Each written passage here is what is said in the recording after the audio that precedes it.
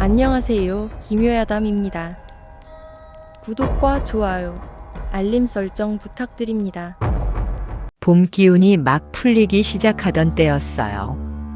밤바람 끝이 아직 서늘했으나 낮에는 버들가지에 연한 물이 돌기 시작하던 무렵이었지요. 전라도 남쪽 끝자락 고을에서 조금 떨어진 언덕 위에는 오래된 서원이 하나 있었습니다. 기와는 군데군데 이끼가 끼었고 담장은 세월을 먹어 빛이 바랬지요. 그래도 그곳은 글 읽는 선비들에게는 작은 세상이었습니다. 새벽에는 목탁 소리 대신 책장 넘기는 소리가 났고 저녁에는 풀벌레 소리 위로 낮은 암송이 흘렀어요.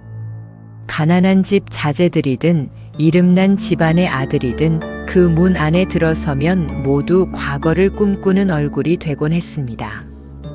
그해 봄, 그 서원 동제로 한 청년이 들어왔습니다. 이름은 윤도겸이었지요. 20살을 갓 넘긴 나이였습니다.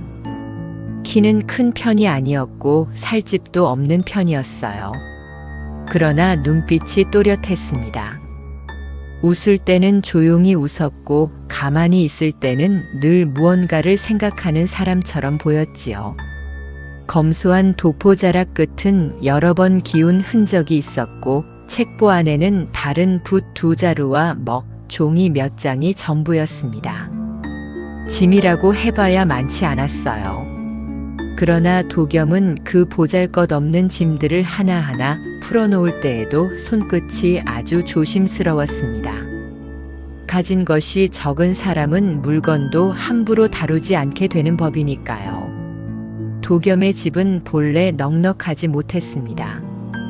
아버지는 아전 노릇을 하다 병으로 일찍 세상을 떴고 어머니는 바느질과 상일로 아들을 키웠지요. 남의 집 사랑채에 불려가 옷깃을 꿰매고 혼례 앞둔 집에서 이불 가장자리를 박아주며 번 돈으로 겨우 쌀을 샀습니다. 도겸은 어릴 때부터 그런 어머니의 손등을 보고 자랐어요. 봄에도 손이 텄고 여름에도 손마디가 굵었지요. 그래서 그는 남들처럼 글을 입에만 담는 아이가 아니었습니다. 책이 사람을 먹여 살리지는 못해도 사람을 사람답게는 해준다고 믿는 쪽이었어요. 그 믿음 하나로 어린 날을 버텼습니다. 그가 10살 무렵이었을까요? 마을 훈장이 책 한 권을 덮고는 이렇게 말한 적이 있었습니다. 도겸아, 내 눈은 들판을 보는 눈이 아니고 글자를 파는 눈이로구나. 그 말이 어린 가슴에 오래 남았지요. 칭찬이 대단해서가 아니었습니다. 그날 처음으로 자기 인생도 어쩌면 다른 길을 걸을 수 있겠다는 생각을 했기 때문이었어요. 그 뒤로 도겸은 새벽이면 우물가에서 찬물로 얼굴을 씻고 서당으로 갔고 밤이면 등잔 기름을 아끼려 달빛 아래서라도 글줄을 외웠습니다. 배고픔은 자주 찾아왔지만 체념은 좀처럼 오지 않았지요. 성정 또한 지나치게 들뜨는 법이 없는 사람이었습니다. 말수가 적고 남의 말을 쉽게 끊지 않았어요. 그렇다고 물은 성민은 아니었습니다. 한 번 아니라고 여긴 것은 조용히 아니라고 하는 기질이 있었지요. 사람들 앞에서 아첨하는 일도 서툴렀고 괜한 허세를 부리는 일도 싫어했습니다. 다만 젊은 선비답게 마음속 깊은 곳에는 작은 자존심이 하나 있었어요. 가난하다는 이유로 깔보이는 것은 견디지 못했고 겁이 많다는 말 역시 달갑지 않게 여겼지요. 훗날 생각하면 바로 그 자존심이 그를 그 자리로 눕게 만든 셈이었습니다. 서원에서 그에게 내준 방은 동제 끝쪽에 있는 작은 온돌방이었습니다. 4사람이 함께 쓰는 방이었지요. 문을 열면 먼저 퀴퀴한 장판 냄새가 났고 오래 묵은 나무 기둥에서는 마른 송진 냄새가 스며 나왔어요. 방 안에는 벽을 따라 자리가 나뉘어 있었습니다. 책상 대신 낮은 탁자가 하나 놓여 있었고 창호지에는 묵은 손때가 어슴풀에 베어 있었지요. 볕이 잘 드는 자리는 아니었으나 공부하는 이에게는 비바람만 막아주어도 고마운 곳이었습니다. 도겸은 제자리에 책보를 놓고 방 안을 한 바퀴 둘러보았습니다. 문에서 가장 멀고 서쪽 벽에 바짝 붙은 자리였어요. 벽면은 다른 곳보다 조금 더 어두웠고 어쩐지 볕도 늦게 드는 듯 했습니다. 그는 잠시 그 자리를 바라보다가 별말 없이 앉았습니다. 그리고 다른 행장 속에서 작은 종이 한 장을 꺼내 탁자 밑에 밀어 넣었지요. 거기에는 짧은 글귀가 적혀 있었습니다. 말을 아끼고 뜻을 굽히지 말 것. 남에게 보이려 쓴 것이 아니었습니다. 스스로 흔들릴 때마다 보기 위해 적은 것이었지요. 짐을 거의 다 풀었을 무렵 방문이 살짝 열렸습니다. 안으로 들어선 이는 같은 방을 쓰게 된 박지성이었어요. 둥근 얼굴에 눈매가 순한 청년이었지요. 사람 좋아 보이는 인상이었으나 그날만큼은 얼굴빛이 편치 않아 보였습니다. 그는 문턱을 넘고도 한참 말이 없었습니다. 손가락으로 소매 끝만 만지작거리다가 어렵게 입을 열었지요. 윤형, 하나 여쭈어도 되겠습니까? 말씀하시지요. 혹 서쪽 자리, 제 자리와 바꾸실 생각은 없으십니까? 도겸은 손을 멈추고 그를 보았습니다. 갑자기 자리를 바꾸자 하시는 까닭이 있습니까? 치성은 잠깐 웃는 듯 하다가 이내 시선을 내렸습니다. 별것은 아닙니다. 소인이 원래 문 가까운 쪽이 좀 편해서요. 문 가까운 자리가 편한 분이 덜어 있긴 하지요. 그러나 방정이 정해진 데에는 이유가 있지 않겠습니까? 그야 그렇습니다만. 치성은 끝말을 흐렸습니다. 그때 방문 밖에서 누군가 킥 웃는 소리가 났습니다. 이어 다른 방 유생 하나가 얼굴을 비췄지요. 박지성 또 그 이야기 숨기고 혼자 겁먹는 개냐? 쉿, 조용히 하게. 뭘 조용히 하나? 새로 들어온 분은 알아야지. 그 서쪽 자리가 예전부터 말이 많다는 것을. 방 안 공기가 그제야 묘하게 달라졌습니다. 도겸은 묻지도 않았는데 두 사람은 눈치를 주고받으며 입을 다물었어요. 그런 태도가 도리어 이상했지요.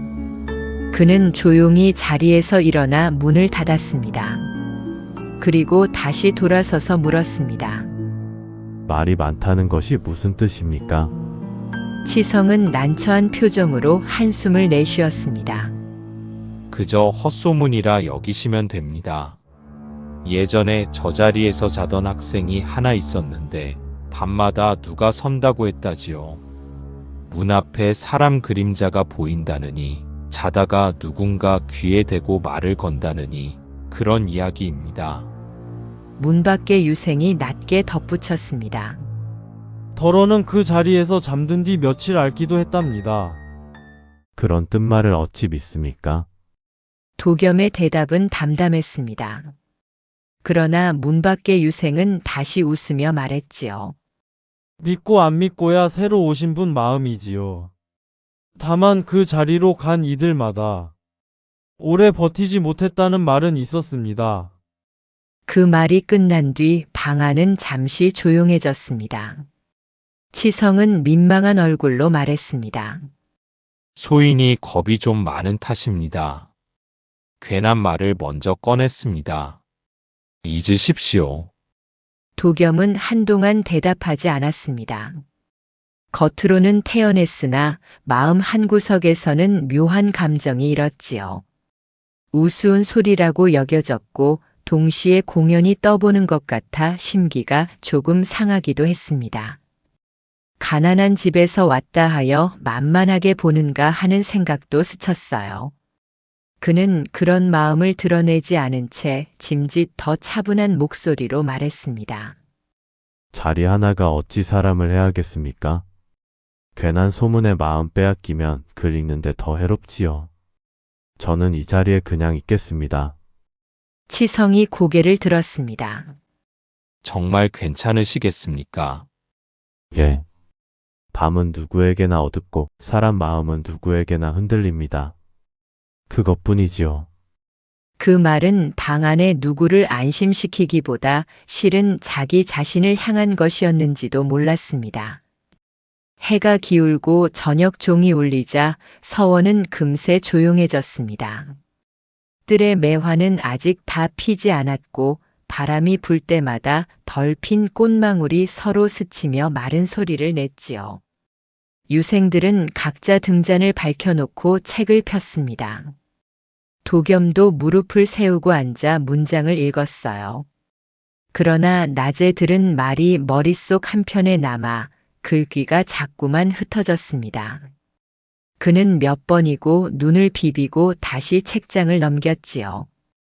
밤이 더 깊어지자 방 안의 숨소리가 하나둘 고르게 가라앉았습니다. 등잔불도 점점 낮아졌어요. 도겸은 책을 덮고 누웠습니다. 차가운 벽이 등 뒤로 닿았습니다.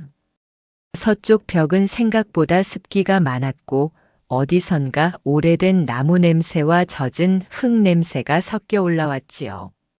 그는 두 눈을 감았다가 다시 떴습니다. 문 쪽을 바라보니 엷은 달빛이 창호를 비집고 들어와 방 안바닥에 흐릿한 사각형을 만들고 있었습니다. 그는 속으로 웃었습니다. 결국 사람은 들은 말을 금세 떨쳐내지 못하는구나 싶었지요. 그런데 바로 그때였습니다. 방 안 어디선가 사람 숨과도 같고 바람 소리와도 같은 낮은 기척이 스쳤습니다. 아주 짧았어요. 도겸은 눈을 뜬 채 가만히 귀를 기울였습니다. 옆자리 치성의 숨은 깊었고 문 밖은 고요했습니다. 그러나 분명 누군가 방 안에 더 있는 듯한 느낌이 들었지요. 기척은 곧 사라졌습니다. 너무 짧아서 착각이라 여기면 그만일 만큼 희미한 것이었습니다. 도겸은 몸을 일으키지 않았습니다. 다만 천장을 바라본 채 한참 누워 있었지요. 그리고 잠들기 직전 아주 가까운 곳에서 누군가 입술만 달싹여 묻는 듯한 소리가 들렸습니다. 마치 오래 참고 있다가 겨우 꺼낸 말처럼 작고 축축한 목소리였어요. 정녕 그리 가벼이 여기십니까? 도겸은 눈을 번쩍 떴습니다. 하지만 방 안은 다시 아무 일도 없었다는 듯 잠잠했지요. 그날 밤 그는 끝내 깊이 잠들지 못했습니다. 그리고 훗날 오래도록 기억하게 됩니다. 사람이 무서운 줄만 알았던 제 젊은 날에 서쪽 벽 한 칸이 처음으로 입을 열던 바로 그 밤을 말입니다. 그날 밤 뒤로 윤도겸은 새벽 종이 울기 전까지 여러 번 눈을 떴습니다. 한 번은 누가 문지방을 밟는 듯한 소리에 놀랐겠고 또 한 번은 벽 너머에서 손톱이 종이를 스치는 듯한 바스락거림에 잠이 달아났지요. 그러나 몸을 일으켜 둘러보면 방 안은 늘 고요했습니다. 치성은 웅크린 채 잠들어 있었고 다른 유생들도 뒤척임 하나 없었어요. 달빛만 희미하게 창호를 훑고 지나갔습니다. 아침이 되었을 때 도겸의 얼굴은 평소보다 더 말라 보였습니다. 새순물에 손을 담그니 밤새 식지 않던 긴장이 비로소 손끝으로 빠져나가는 듯 했지요. 그렇다고 어젯밤 들은 목소리를 고지곳대로 믿고 싶지는 않았습니다. 사람이 피곤하면 꿈도 선명해지는 법이니까요. 그는 스스로에게 그렇게 말했습니다. 공부가 고단했고 낮에 괜한 소문을 들었으니 귀가 속은 것일 수 있다고요. 하지만 글은 좀처럼 눈에 들어오지 않았습니다. 훈장이 경서를 짚어가며 뜻을 풀어도 도겸은 자꾸만 서쪽 벽의 축축한 감촉과 그 낮은 목소리를 떠올렸지요. 붓끝은 종이 위를 맴돌 뿐이었습니다. 그 모습을 옆에서 보던 박치성이 쉬는 틈에 조심스레 물었습니다. 윤형, 어젯밤 편히 주무셨습니까? 도겸은 대답을 늦추었습니다. 별일 없었습니다. 짧고 단정한 말이었으나 치성은 그대로 믿지 못하는 눈치였어요. 한참 망설이더니 다시 입을 열었습니다. 정말 아무 일도 없으셨다면 다행입니다. 소인이 쓸데없는 말을 먼저 꺼내서 마음이 편치 않았습니다. 박형이 괜한 말을 꺼낸 것이 아니라 제가 괜히 마음에 담은 것이겠지요. 그래도 그 자리는 그만하지요. 도겸의 말끝은 부드러웠으나 선이 분명했습니다. 치성은 입을 다물었고 두 사람 사이에는 잠깐 어색한 침묵이 흘렀습니다. 도겸은 그 침묵이 못내 걸렸습니다. 치성에게 화를 낼 까닭은 없었지요. 그러나 한번 흔들린 마음은 남 앞에서 들키고 싶지 않았습니다. 젊은 사람의 체면이란 종종 실속보다 앞서는 법이니까요. 그날 낮 마당 한쪽에서는 유생 몇이 모여 지난밤 이야기를 주워 섬기고 있었습니다. 도겸이 다가가자 슬쩍 웃음을 거두었으나 말은 이미 나온 뒤였지요. 서쪽 자리의 새 주인이 아주 담이 크다 하더군. 담이 큰 게 아니라 아직 이를 못 겪은 것이겠지. 예전에도 저러다 며칠 못 버틴 이가 있었다 하지 않았나? 말투는 가벼웠지만 듣는 사람 마음은 그렇지 않았습니다. 도겸은 못 들은 척 지나가려 했으나 문가에 서 있던 한 유생이 덧붙이는 말에 걸음을 멈추고 말았지요. 허나 참 이상한 일입니다. 꼭 힘없고 만만한 이들만 그 자리에 들었던 모양이니 그 말에는 웃음이 섞여 있었어요. 누구 하나 노골적으로 이름을 부르지는 않았으나 그 웃음이 겨누는 방향쯤은 어렵지 않게 알 수 있었습니다. 가난한 집에서 온 이 집안 배경이 약한 이 말수가 적어 맞서지 못하는 이들. 도겸은 순간 목안이 단단히 막히는 듯 했습니다. 밤의 기이함보다도 낮에 그런 웃음이 더 서늘하게 느껴졌지요. 그는 그날 오후 문제를 괴이한 소문으로만 남겨두지 않기로 했습니다. 먼저 치성을 불러 자세한 이야기를 들으려 했어요. 두 사람은 서원 뒤 대나무숲 옆 좁은 길로 걸음을 옮겼습니다. 바람이 불 때마다 마른 잎이 서로 부딪혀 서걱거렸지요. 박형. 어제는 제가 말을 잘랐습니다. 허나 이제는 분명히 알고 싶습니다. 그 자리에 얽힌 이야기를 누가 처음 꺼냈습니까? 치성은 한숨부터 내쉬었습니다. 처음이 누구인지는 소인도 모릅니다. 다만 해마다 몇 마디씩 보태져 내려온 말이지요. 예전에 묵던 아이가 병을 얻었다. 밤중에 문 앞에 누가 섰다. 그런 식입니다. 그 아이의 이름은 압니까? 이름까지는 다들 쉬쉬하였습니다. 어찌 사람 일에 이름 하나 남지 않습니까? 윤형, 바로 그 점이 소인도 마음에 걸립니다. 치성은 그제야 도겸을 똑바로 바라보았습니다. 귀신이 있느냐 없느냐보다 더 껄끄러운 것이 있습니다. 그 자리를 두고 다들 무서워는 하는데 정작 거기서 무슨 일이 있었는지는 아무도 알려하지 않습니다. 소문은 많은데 말하는 사람마다 눈치를 봅니다. 도겸은 그 말에 더 생각이 깊어졌습니다. 소문이 오래 가는 자리에는 대개 말 못할 사연이 남아있는 법이었지요. 그는 곧장 서원의 살림을 맡은 행수 노인을 찾아갔습니다. 늙은 노인은 창고 앞 평상에 앉아 콩을 고르고 있었어요. 볕은 따뜻했으나 그의 눈매는 어딘가 굳어 있었습니다. 어르신 여쭐 말씀이 있습니다. 무엇이냐? 동제 끝방 서쪽 자리에 대하여 예전부터 말이 많다 들었습니다. 혹 그 방에서 무슨 일이 있었습니까? 노인의 손이 잠시 멈추었습니다. 콩 한 알이 손등에서 미끄러져 발치로 떨어졌지요.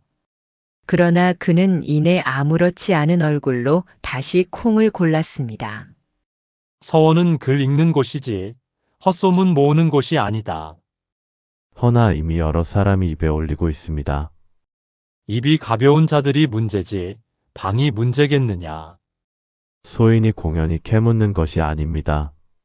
정말 아픈 사정이 있었다면 젊은 선비가 책이나 볼 일이지 지나간 일을 괜히 헤집어 무엇하느냐.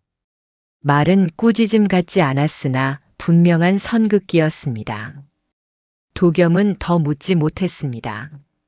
노인의 목소리에는 단순한 짜증이 아니라 오래 묵은 피로와 조심스러움이 배어 있었어요. 마치 알고는 있으나 말할 수 없는 사람처럼 보였지요. 문제는 그날 밤이었습니다. 도겸은 스스로 마음을 다잡으려 애썼습니다. 해지기 전 방안을 말끔히 쓸고 서쪽 벽에 창호가 들뜬 곳도 눌러붙였어요. 찬물로 얼굴을 씻고 잠들기 전에는 짧게 글까지 읽었습니다. 어젯밤 같은 일은 다시 없을 것이라 여겼지요. 마음이 만든 헛것이라면 마음을 바로 세우면 될 일이었습니다. 소등 뒤 방 안은 금세 어두워졌습니다. 도겸은 일부러 눈을 감은 채 숨을 골랐습니다. 한참 지나자 몸은 잠으로 기울었지만 정신 한구석은 또렷하게 깨어 있었지요. 그러다 어느 순간 누군가 방 한가운데서 낮게 웃는 소리가 들렸습니다. 한 사람 소리가 아니었습니다.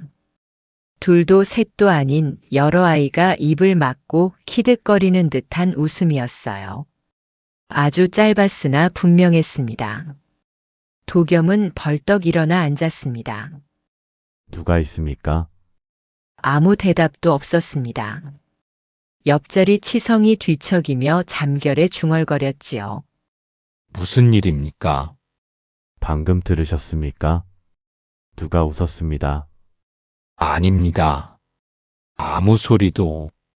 치성은 반쯤 눈을 감은 채 다시 누웠습니다. 그 태도가 거짓 같지는 않았어요.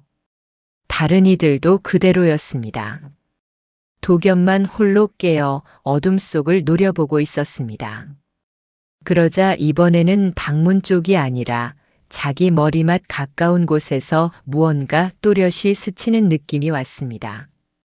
종이장 한 귀퉁이를 누가 손톱으로 천천히 긁는 듯한 소리였지요. 사각, 사각. 도겸은 숨을 죽였습니다. 두려움보다 먼저 든 것은 답답함이었습니다. 눈앞에 보이는 것도 없고 묻는다고 대답하는 사람도 없었지요. 밝혀보려 하면 더 흐려지고 덮어두려 하면 더 가까이 다가오는 일. 세상에는 그런 일도 있는 모양이었습니다. 그날 밤 끝내 잠들지 못한 도겸은 새벽닭 울음이 들릴 무렵 조용히 자리에서 일어났습니다. 서쪽 벽을 손끝으로 더듬다가 창호 아래 나무틀 한 모서리에 희미한 자국 하나를 발견했지요. 칼끝인지 목끝인지 모를 것으로 여러 번 긁어 새긴 흔적이었습니다. 닳고 닳아 글자는 거의 사라졌으나 분명 누군가 애써 남긴 자국이었어요. 도겸은 그 자리를 오래 바라보았습니다. 소문은 믿지 않으려 했습니다. 헛것은 떨쳐내려 했지요. 그러나 이름도 없이 사라진 자국 하나 앞에서는 더 이상 모른 척할 수 없다는 생각이 들었습니다. 그는 손끝을 거두며 아주 낮게 중얼거렸습니다. 귀신이든 아니든 여기엔 사람의 일이 남아 있습니다. 그리고 그 아침 윤도겸은 처음으로 마음을 정했습니다. 밤의 소리를 피하는 대신 낮의 잎들을 하나씩 찾아가 보기로 말입니다. 서쪽 자리의 까닭을 알아내지 못하면 그 방에서 편히 책장을 넘길 날은 오지 않을 것 같았지요. 그 결심은 작았으나 단단했습니다. 하지만 그는 아직 몰랐습니다. 오래 덮인 일일수록 귀신보다 산 사람들이 더 깊이 숨기고 있다는 것을 말입니다. 그 뒤로 윤도겸은 낮에는 사람들의 눈치를 살피고 밤에는 제 숨소리까지 의심하며 지냈습니다. 서쪽 자리의 까닭을 알아내겠다고 마음먹었으나 막상 길은 좀처럼 열리지 않았지요. 말을 아끼는 사람은 많았고 아는 것을 모른 채 하는 사람은 더 많았습니다. 서원은 원래 공부하는 곳이지만 사람이 모여 사는 곳인 이상 체면과 서열도 분명한 법이었어요. 도겸은 그제야 깨달았습니다. 어떤 일은 귀신이 무서워 감추는 것이 아니라 산 사람이 부끄러워 감추는 것이라는 사실을요. 그는 먼저 서고를 살펴보기로 했습니다. 오래된 유생명부나 곡식 출납 장부에라도 이름 하나 남아있을지 모른다고 여겼지요. 서고는 강당 뒤편에 붙어 있었습니다. 낮에도 서늘했고 문을 열면 묵은 종이 냄새와 먹 냄새가 섞여 올라왔어요. 먼지가 얇게 내려앉은 책갑들이 벽을 따라 놓여 있었고 오래된 호적 비슷한 문서와 서원 규정책도 켜켜이 쌓여 있었지요. 도겸은 수업이 없는 틈마다 거기 드나들며 낡은 종이장을 넘겼습니다. 손가락에 침을 묻혀 장을 넘길 때마다 마른 소리가 났고 빛바랜 먹글씨는 군데군데 번져 있었습니다. 몇 해 전 유생들의 이름, 곡식 출납, 장작가, 기와 수리 내역은 보였어요. 그러나 정작 그가 찾는 이름은 보이지 않았습니다. 길복이든 다른 이름이든 서쪽 자리와 이어질 만한 흔적은 하나도 없었지요. 누락된 것인지 애초에 적히지 않은 것인지 알 수 없었습니다. 그날도 한참 문서를 뒤적이던 중이었어요. 문 밖에서 인기척이 들리더니 훈장에 조교 격인 유생 하나가 문턱에 섰습니다. 나이가 조금 더 많고 집안도 든든하여 서원에서 은근히 목소리가 센 사람이었지요. 이름은 최인수였습니다. 그는 도겸이 쌓아놓은 문서를 내려다보다가 천천히 물었습니다. 윤도겸, 자네 요 며칠 서고를 자주 드나드는 듯하네. 예. 예전 기록을 좀 살피고 있었습니다. 무슨 기록을 말인가? 동제 끝방에 대하여 오래된 이야기가 있는 듯하여 혹 이름이 누락된 이가 있나 살피는 중입니다. 인수는 웃지 않았습니다. 그저 잠시 말이 없었지요. 그 침묵이 더 서늘했습니다. 쓸데없는 일에 마음 쓰지 말게. 쓸데없는 일인지 아닌지는 알아본 뒤에야. 윤생, 인수의 목소리가 조금 낮아졌습니다. 서원에는 서원의 법도가 있네. 지나간 일을 괜히 들추면 괜한 말이 또 돌고 괜한 의심이 또 생기지. 공부하러 온 사람이 공부로 이름을 남겨야지 소문으로 이름을 남기면 되겠는가? 말은 타이르는 듯 했으나 뜻은 분명했습니다. 더 캐묻지 말라는 경고였지요. 도겸은 반박하고 싶었으나 입을 다물었습니다. 그 자리에서 맞서는 것은 도움이 되지 않는다는 것을 알았기 때문입니다. 대신 그는 서고를 정리하며 조용히 고개만 숙였어요. 인수는 한참 그를 내려다보다가 돌아섰습니다. 문이 닫히자 서고 안은 다시 고요해졌으나 도겸의 손끝은 한동안 떨렸지요. 그날 저녁부터 방 안의 공기도 더 무거워졌습니다. 치성은 전보다 말을 아꼈고 다른 유생들도 도겸을 슬쩍 피하는 눈치였어요. 누가 일부러 멀리하는 것은 아니었으나 괜한 일에 함께 엮이고 싶지 않다는 마음쯤은 표정으로도 드러나는 법이지요. 도겸은 그 마음을 탓할 수 없었습니다. 다만 사람들 한가운데 있으면서도 혼자라는 느낌이 짙어졌습니다. 밤이 되자 그는 쉽게 눕지 못했습니다. 서쪽 벽 아래 앉아 손가락으로 창호틀에 희미한 긁힌 자국을 더듬었지요. 낮에 보았던 서고 문서들과 사람들의 얼굴이 번갈아 떠올랐습니다. 누군가는 분명 알고 있습니다. 그런데 왜 다들 모른 채 알까? 그 한 가지 생각이 머리에서 떠나지 않았어요. 간신히 몸을 뉘었을 때였습니다. 잠이 들락말락한 순간 아주 묘한 냄새가 코끝을 스쳤습니다. 젖은 종이 냄새 같기도 하고 오래 비 맞은 집신 냄새 같기도 했지요. 이어 몸이 서서히 굳기 시작했습니다. 손끝부터 차갑게 식더니 가슴 위로 무거운 것이 얹히는 듯 했어요. 도겸은 이를 악물고 눈을 떴습니다. 방 안은 어두웠고 옆 사람들의 숨은 고르게 이어졌습니다. 그런데 방문 앞에 누군가 서 있었습니다. 이번에는 그림자만이 아니었습니다. 키가 크지 않은 아이였습니다. 나이는 15도 되어 보이지 않았어요. 호두 자락은 젖은 듯 축 늘어져 있었고 두 손은 소매 안으로 반쯤 감추어져 있었지요. 얼굴은 또렷이 보이지 않았습니다. 다만 고개를 약간 숙인 채 도겸 쪽을 바라보고 있다는 것만은 분명했어요. 도겸은 겨우 입술을 움직였습니다. 누구십니까? 대답은 없었습니다. 아이는 한 걸음 아주 천천히 앞으로 다가왔지요. 발소리는 없었습니다. 그 대신 젖은 버선 끄는 듯한 미세한 마찰음만 났어요. 도겸은 소리를 지르려 했지만 목안이 막혀 나오지 않았습니다. 아이는 그의 자리 가까이 와서 멈추더니 창호 아래 긁힌 자국 쪽으로 시선을 내렸습니다. 그리고 아주 잠깐 손끝을 들어 벽을 짚는 듯 했습니다.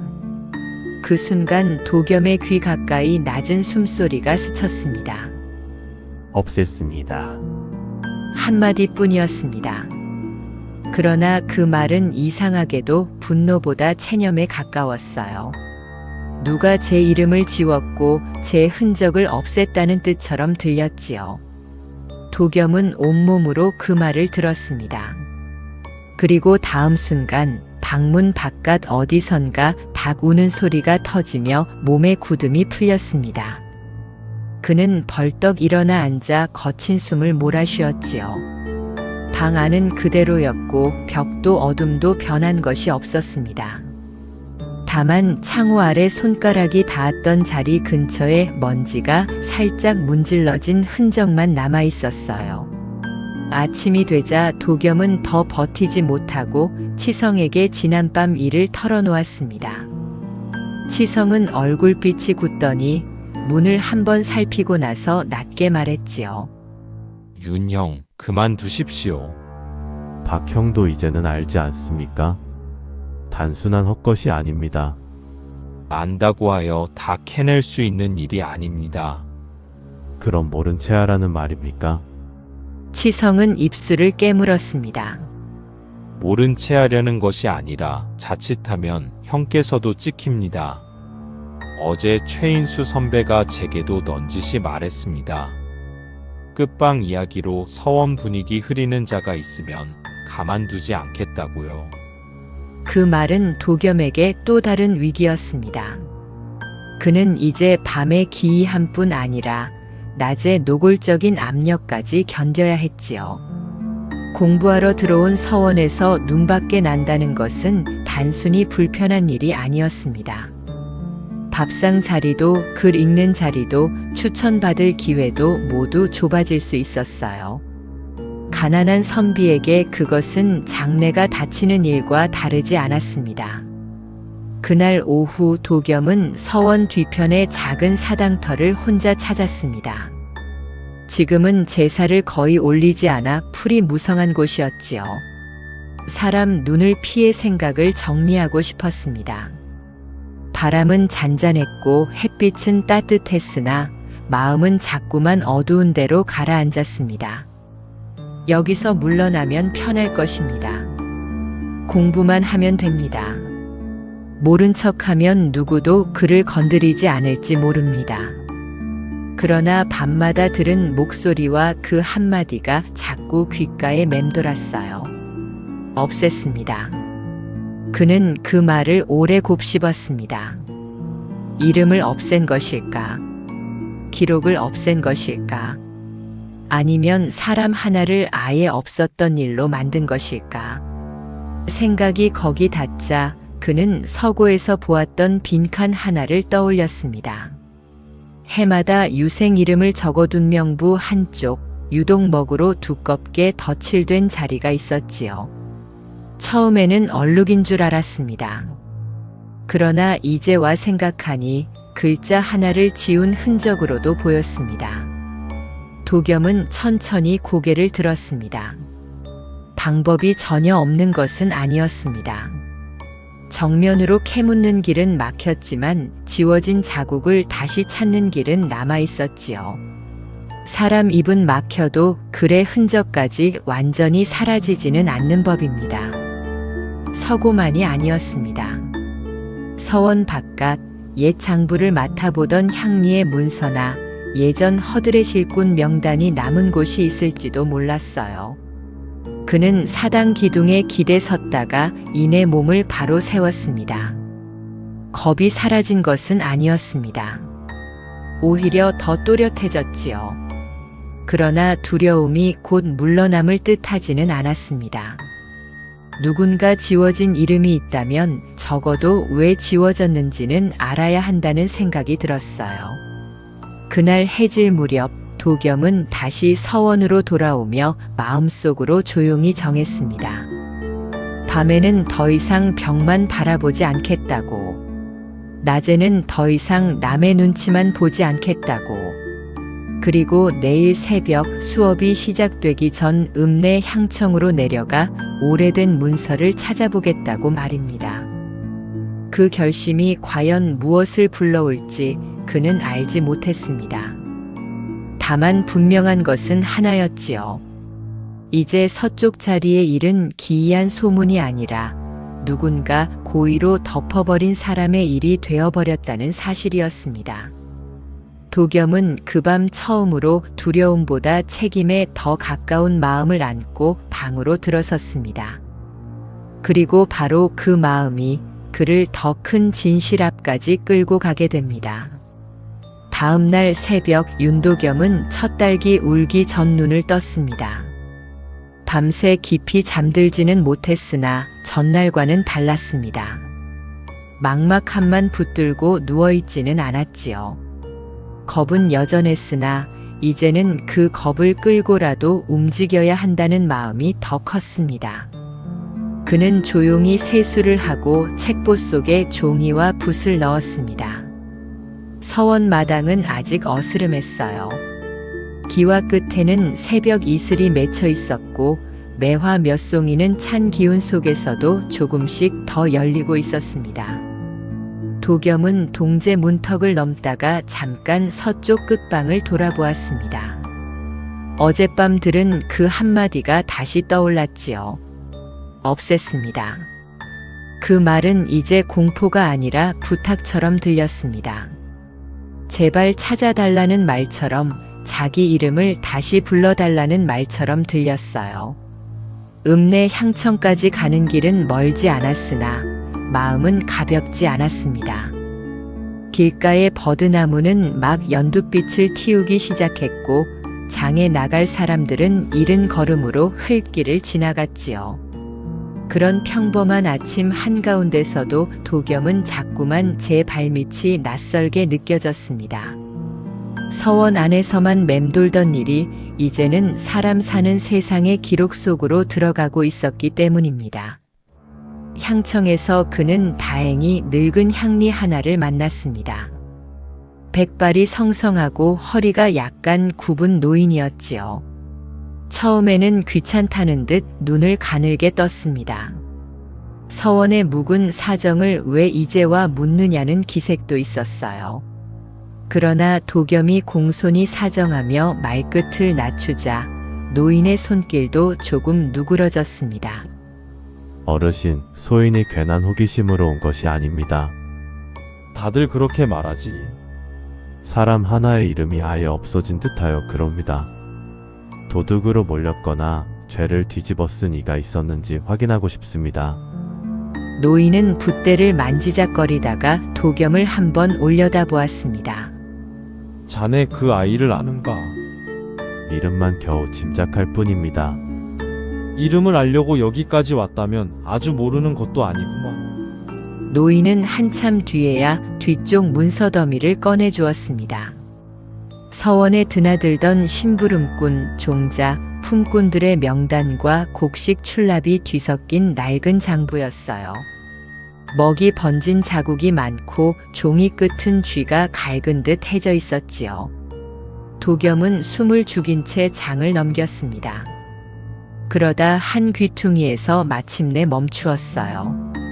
길복. 작은 두 글자였습니다. 또렷하지도 않았습니다. 누군가 위에 덧칠을 해놓아 절반쯤 죽은 글씨였지요. 그러나 완전히 사라지지는 않았어요. 그 아래에는 짧은 기록이 붙어 있었습니다. 장부 분실건으로 문초받음. 그리고 그 아래 아주 작게 다른 필체가 덧붙어 있었지요. 뒤에 장부가 곧 발견되었으나 기록을 고치지 않음. 도겸은 한동안 그 줄에서 눈을 떼지 못했습니다. 분노가 먼저 치밀지는 않았습니다. 오히려 가슴이 천천히 저려왔지요. 누군가 결백했으나 아무도 바로잡지 않았다는 뜻이었으니까요. 사람 하나를 억울하게 만들어 놓고 체면 때문에 그대로 덮어버린 일이었습니다. 노인이 낮게 말했습니다. 그 아이 말수 적고 손이 야무졌지. 글도 좀 읽을 줄 알아 서원 심부름하면서 틈틈이 글자 익혔다 하더구. 그런데 어찌긴. 힘없는 아이 하나 입 막는 게 잘못 인정하는 것보다 쉬웠겠지.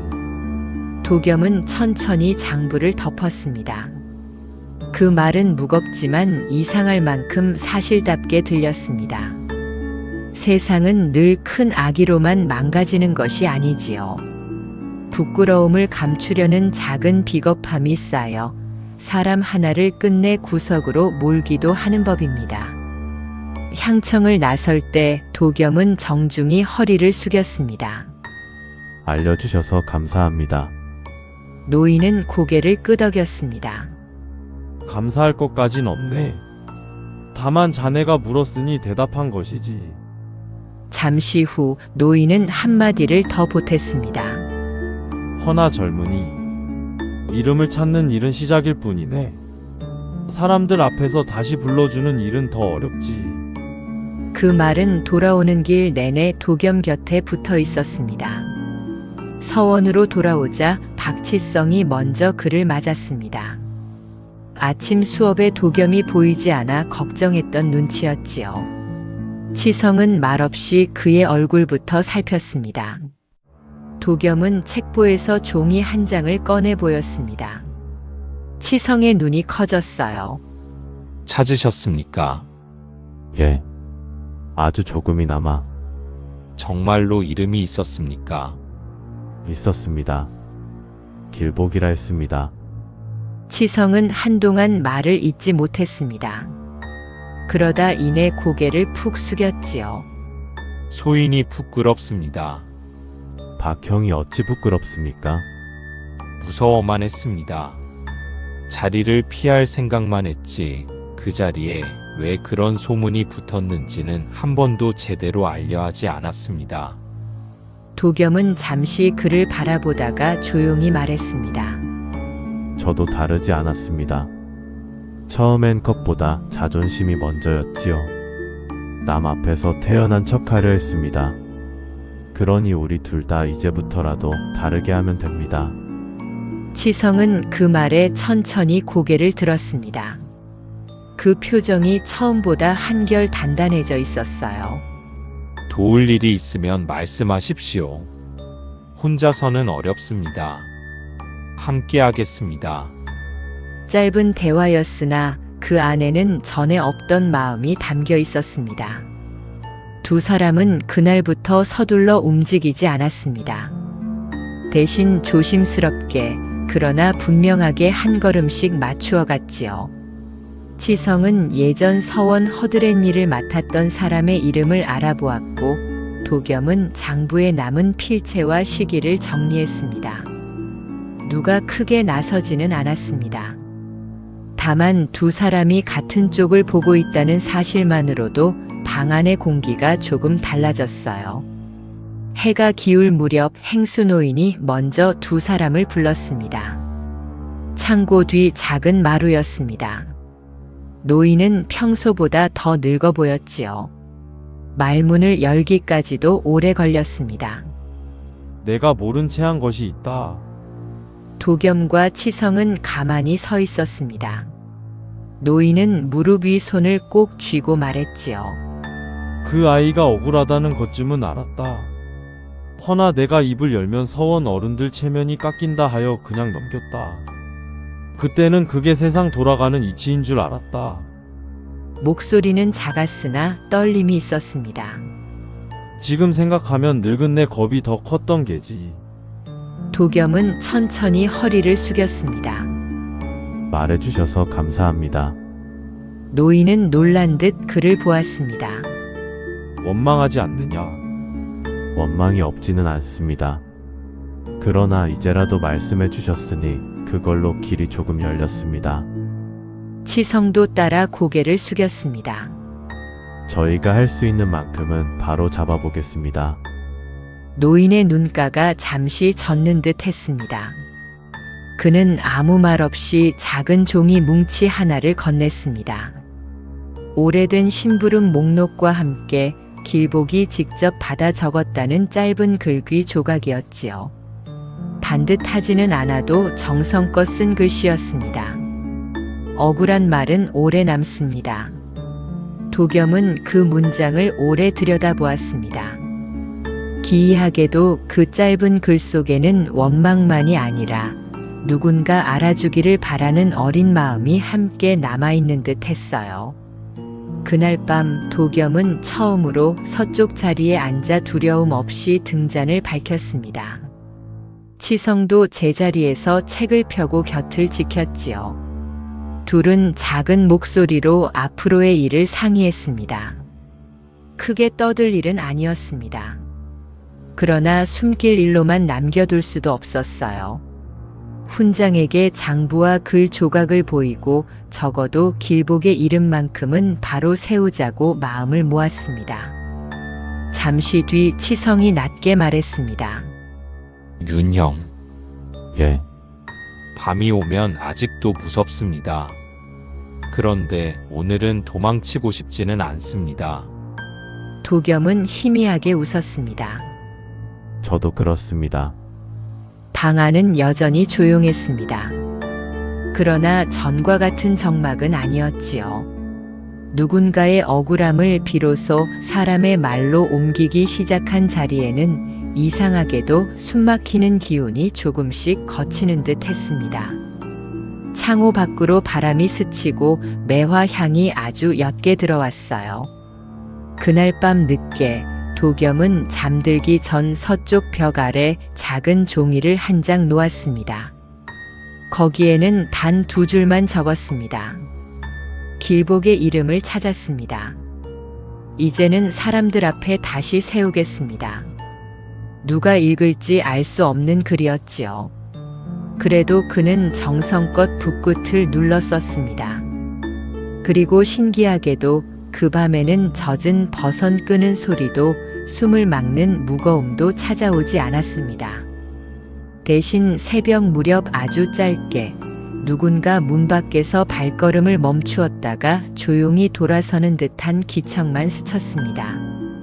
두려운 느낌은 아니었어요. 오래 떠돌던 마음이 처음으로 사람의 말을 믿어본 듯한 그런 고요한 기척이었습니다. 도겸은 눈을 뜬 채 어둠을 바라보다가 천천히 숨을 골랐습니다. 이제 마지막 한 걸음이 남아 있었습니다. 지워진 이름을 찾는 데서 끝낼 수는 없지요. 그 이름이 다시 사람들 사이에서 불릴 때에야 비로소 억울함도 제 자리를 찾을 테니까요. 서원의 아침종은 아직 울리지 않았습니다. 그러나 도겸의 마음속에는 이미 어제와 다른 새벽이 밝아오고 있었습니다. 그 새벽이 끝내 한 사람의 이름을 어둠 밖으로 데리고 나올 수 있을지, 이제 그 답은 마지막 장에서 드러나게 됩니다. 다음 날 아침 서원에는 평소와 다를 것 없는 종소리가 울렸습니다. 유생들은 강당으로 모였고 뜰에는 이른 볕이 고르게 내렸지요.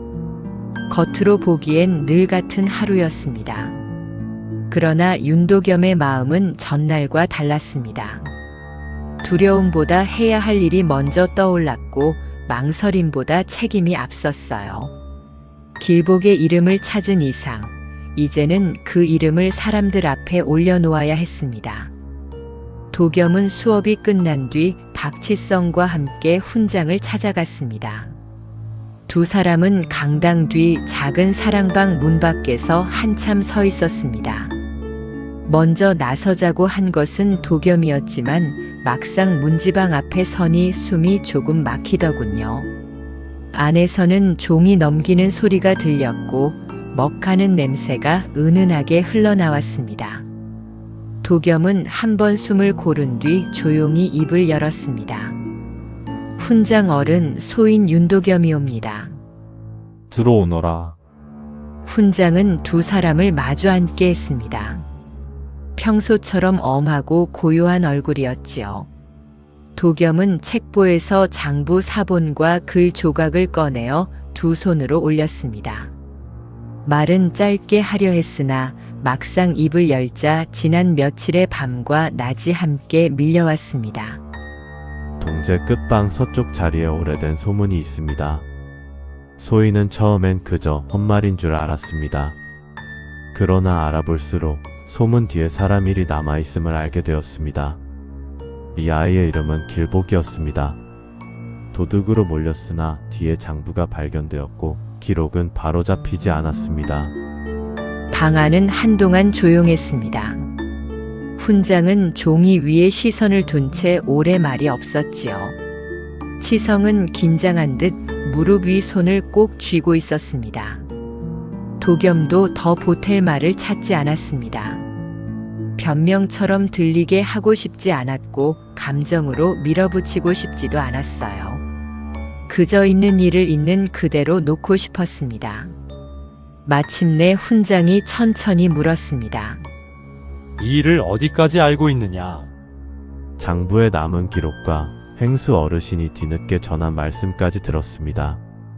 그렇다면 자네도 알겠구나. 이 일이 드러나면 서원의 체면이 상한다는 것을. 도겸은 잠시 고개를 숙였다가 다시 들었습니다. 압니다. 허나 체면이 사람 이름보다 앞설 수는 없다고 배웠습니다. 그 말은 크지 않았으나 방안을 오래 울렸습니다. 훈장은 도겸을 바라보았습니다. 그 시선이 차갑기만 하지는 않았지요. 오히려 오래 묵은 피로와 부끄러움이 함께 담겨 있었습니다. 그는 눈을 감고 한참 앉아 있다가 낮게 말했습니다. 그때 나는 부원장이 아니었다. 허나 이 서원에 있었고 일이 덮이는 것도 보았다. 나 또한 끝까지 따지지 못했다. 목소리는 차분했지만 뒤늦은 자책이 배어 있었어요. 젊은 날에는 배움이 사람을 바르게 만든다고 믿었는데 세월이 흐르니 사람들은 배운 것으로 제 허물부터 가리더구나. 도겸과 치성은 아무 말도 하지 않았습니다. 그 침묵이 오히려 훈장에게는 더 아프게 닿는 듯 했지요. 훈장은 마침내 장부를 다시 펼쳐 들었습니다. 그리고 단호하게 말했습니다. 이 일은 바로 잡아야겠다. 그날 저녁 서원 강당 앞에 유생들이 다시 모였습니다. 크게 떠들썩한 자리는 아니었어요. 훈장이 먼저 짧게 말문을 열었고 행수노인도 뒤에 섰습니다. 누구를 벌주겠다거나 지난 날을 크게 뒤집겠다는 뜻은 아니었습니다. 다만 잘못된 기록을 바로 세우고 이름 하나를 제자리에 돌려놓겠다는 자리였지요. 훈장은 사람들 앞에서 길복의 이름을 또렷이 읽었습니다. 그리고 장부가 뒤늦게 발견되었음에도 기록을 고치지 않은 것이 서원의 부끄러움이었다고 인정했습니다. 몇몇 유생은 놀란 얼굴을 했고 몇몇은 끝내 고개를 들지 못했지요. 최인수 역시 뒤편에 서 있었는데 처음과 달리 더는 아무 말도 하지 않았습니다. 대신 모두가 보는 앞에서 조용히 앞으로 나와 고개를 숙였습니다. 소인이 선배들의 체면만 먼저 생각했습니다. 그 말은 짧았으나 진심이 담겨 있었어요. 윤생에게도 박생에게도 미안합니다. 치성은 그 말을 듣고 잠깐 눈을 깜빡였습니다. 아마 그런 사과를 기대하지는 않았을 것입니다. 도겸 역시 바로 대답하지 못했지요. 그러나 잠시 뒤 그는 천천히 허리를 숙였습니다. 저희도 원망만 하려는 것은 아니었습니다. 이제부터라도 다 같이 바로 세우면 됩니다. 그날 밤 서원에서는 길복을 위한 작은 제를 올렸습니다. 큰 제사는 아니었어요. 향 한 자루, 맑은 물 한 그릇, 밥 한 공기, 그리고 반드시 적은 이름 한 장. 그것뿐이었습니다. 그러나 도겸은 그 소박한 상 앞에서 오히려 마음이 더 저려왔습니다. 사람 하나가 평생 바라던 것이 어쩌면 그리 대단한 것이 아니었을지 모른다고 생각했지요. 억울하지 않게 불리는 이름. 그 한 가지였을지도 모릅니다. 도겸은 종이 앞에 무릎을 꿇고 조용히 말했습니다. 길복. 늦어서 미안하였습니다. 치성도 곁에서 따라 머리를 숙였습니다. 이제는 무서워만 하지 않겠습니다. 행수노인은 뒤에서 떨리는 목소리로 덧붙였지요. 내가 먼저 말했어야 했다. 용서받지 못해도 이 말은 남겨야겠다. 바람이 아주 약하게 불었습니다. 등잔불 끝이 흔들렸고 종이 위 이름자가 잠시 살아있는 듯 보였어요. 누가 보아도 기이한 일은 없었습니다. 문이 저절로 열리는 일도 이상한 소리가 들리는 일도 없었지요. 다만 그 자리에 있던 사람들 마음이 조금씩 풀어지는 것은 분명히 느껴졌습니다. 오래 묶인 매듭을 누군가 조용히 끊어준 것처럼요. 그날 이후 서쪽 자리는 더 이상 흉한 자리로 불리지 않았습니다. 밤마다 도겸을 짓누르던 기운도 사라졌지요. 비 오는 날이면 가끔 젖은 흙냄새가 스미는 듯할 때가 있었으나 그 냄새마저도 이제는 두렵지 않았습니다. 오히려 누군가가 마침내 제 이름을 찾고 떠난 뒤 남긴 마지막 계절 냄새처럼 느껴졌어요. 도겸과 치성의 사이도 전보다 깊어졌습니다. 두 사람은 함께 글을 읽고 함께 장부를 정리하며 지냈지요. 전처럼 겉도는 예의만 남지 않았습니다. 힘없는 사람의 사정을 먼저 살피는 마음이 두 사람 안에 함께 자랐기 때문입니다. 최인수 또한 예전처럼 날카롭게 굴지 않았어요. 한 번의 사과가 모든 것을 다 바꾸지는 못했으나 사람은 사과한 뒤에야 비로소 달라질 길을 얻기도 하지요. 세월이 조금 흐른 뒤 도겸은 그 일을 작은 기록첩에 따로 적어두었습니다. 괴이한 밤의 일만 적지는 않았습니다. 오히려 낮의 침묵, 뒤늦은 사과, 사람들 앞에서 다시 불린 이름을 더 또박또박 남겼어요. 귀신이 나타난 일보다 산 사람이 잘못을 인정한 일이 더 오래 남아야 한다고 여겼기 때문입니다. 훗날 그는 서원을 떠나 다른 고을에서 아전 일을 돕게 됩니다. 큰 벼슬과는 거리가 멀었으나 송사 기록을 정리하고 억울한 하소연을 허투루 넘기지 않는 사람으로 살게 되지요. 사람들은 그를 두고 더딘 선비라 했으나 도겸은 개의치 않았습니다. 빨리 올라가는 것보다 바르게 남는 것이 더 어렵다는 것을 이미 배웠으니까요. 봄밤이 다시 찾아올 때마다 그는 가끔 서원의 서쪽 벽을 떠올렸습니다. 차갑고 축축하던 그 벽, 그리고 그 아래 남아있던 희미한 긁힌 자국 말입니다. 처음에는 그 자리가 두려움의 시작이었으나 나중에는 사람을 사람답게 대해야 한다는 다짐의 자리로 남았지요. 세상에는 끝내 다 밝히지 못하는 억울함도 많습니다. 늦게야 이름을 되찾는 사람도 있고 끝내 부르지 못한 이름도 있겠지요. 그래도 누군가 한 번쯤은 멈춰서서 묻는다면 어째서 이 이름이 사라졌습니까가 하고 물어준다면 그 마음 하나가 또 다른 어둠을 막을 수 있습니다. 도겸은 그 사실을 젊은 날 서원의 한쪽 자리에서 배웠습니다. 사람을 살리는 것은 거창한 말이 아니었습니다. 늦었더라도 잘못을 인정하는 일, 지워진 이름을 다시 적는 일, 그리고 끝내 모른 채 하지 않는 일이었지요. 그리하여 그 봄의 이야기는 귀신 이야기로 끝나지 않았습니다. 한 사람의 이름을 다시 불러준 사람들의 이야기로 남았습니다. 어쩌면 세상에서 가장 오래가는 위로도 바로 그런 것인지 모르겠습니다. 끝까지 시청해주셔서 감사합니다. 구독과 좋아요, 알림 설정 부탁드려요.